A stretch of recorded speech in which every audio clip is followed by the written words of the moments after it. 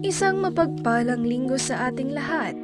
Isa na namang bagong topiko ang ating ihahandog kung ano-ano nga ba ang mga ginagawang hakbang ng Baguio City tungo sa pagiging sustainability. Dito lamang yan sa environment segment ng Good Morning Philippines.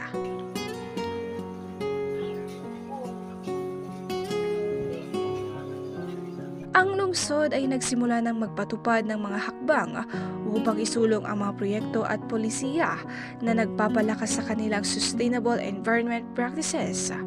Isang halimbawa nito ay ang Baguio Clean and Green Program. Isa itong komprehensibong proyekto na naglalayong gawing mas malinis at mas berde ang lungsod.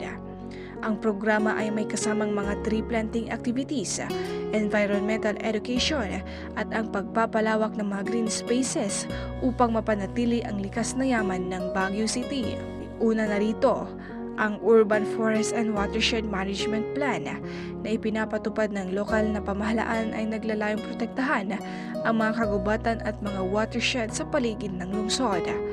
Ang mga ito ay hindi lamang nagbibigay ng sariwang hangin at malinis na tubig, kundi nagsisilbi ring proteksyon laban sa mga landslide at pagbaha na pwedeng magdulot ng pinsala sa komunidad. Pangalawa ay ang pamamahala ng basura at pag-recycle. Isa itong malaking hakbang patungo sa sustainability sa Baguio City, ang pagpapalaganap ng tamang pamamahala ng basura. Noong 2007, ipinasa ang Ecological Solid Waste Management Act at ang Baguio ay isa sa mga nangunguna sa pagpapatupad nito. Marami ng barangay ang nagpapalaganap ng waste segregation sa bawat tahanan at komunidad. At ang mga proyekto ng zero waste ay nagsimula upang maiwasan ang pagkakaroon ng malaking landfill na magsasanhiya ng polusyon. Sa pamamagitan ng eco-markets, mga pagsasanay sa komunidad at partnership sa mga pribadong sektor, natututo ang mga tao kung paano gawing kapaki-pakinabang ang kanilang mga basura. Ang mga recycled materials ay ginagamit din para sa mga public infrastructure projects tulad ng eco-bricks na ginagamit sa mga pathways at parke. Ikatlo ay ang pagtutok sa renewable energy. Isa pang hakbang na isinusulong ng Baguio City ay ang paggamit ng renewable energy.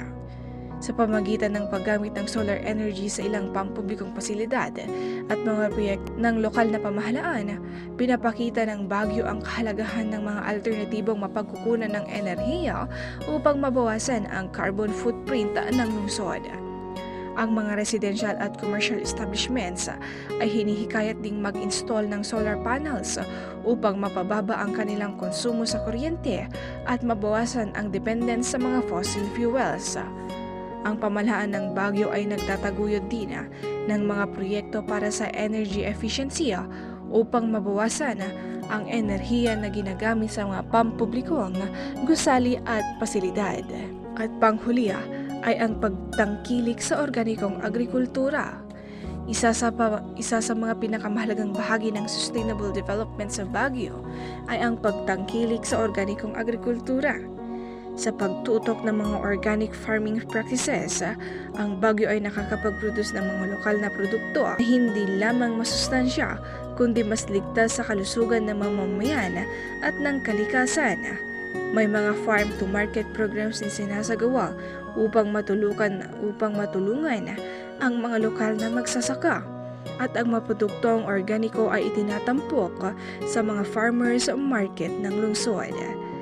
Ang pagpapalaganap ng urban gardening at community farming ay isa pang hakbang upang makapag-produce ng sariwang pagkain sa mga komunidad at mabawasan ang transportasyon ng mga produkto mula sa ibang lugar na nagdudulot ng carbon emissions.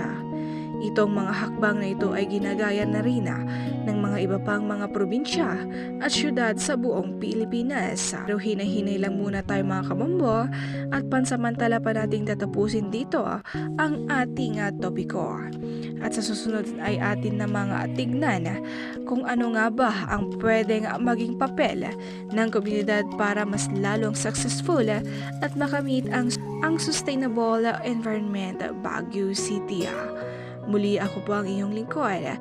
Kita-kits na lang sa susunod pang mga araw at ako si Bombo Novi Organo para sa number 1 and most trusted radio network in the country, Bombo Radio Philippines. Basta Radyo.